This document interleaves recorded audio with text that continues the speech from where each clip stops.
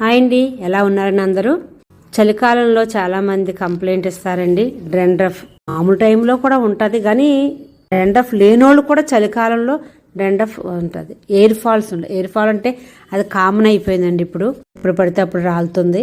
అది ఇప్పుడు చదువుకునే పిల్లలకైతే చాలా స్ట్రెస్ ఎక్కువ ఫీల్ అవి లేట్ నైట్ పడుకుని వర్క్ చేసుకునే వీళ్ళకి వాళ్ళకని కదా, ప్రతి ఒక్కరికి ఎయిర్ ఫాల్ చాలా ఎక్కువ అవుతుంది.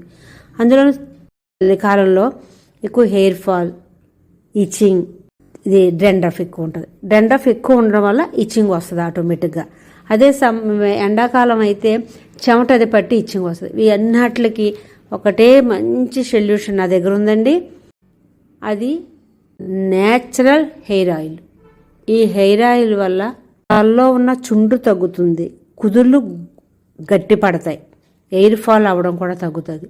హెయిర్ కూడా బ్రౌన్గా ఉన్నది కొంచెం బ్లాకిష్గా వస్తుంది ఇందులో వేసిన ఇంగ్రీడియంట్ వల్ల.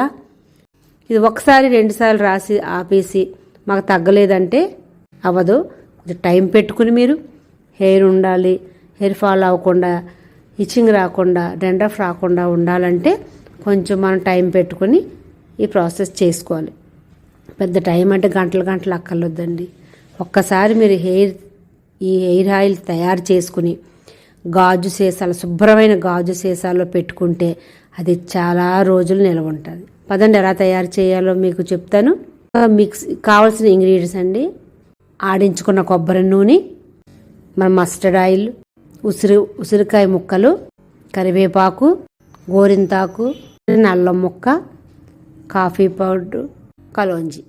ఇవండి కావాల్సినవి.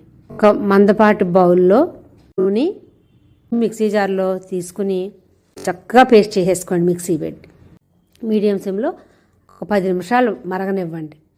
ఆయిల్ కలర్ మారడం కట్టేసేసి చల్లారిపోయాక ఆ గాజు సీసాలో వడక కట్టేసి తయారు చేసుకుని వాడి చూడండి.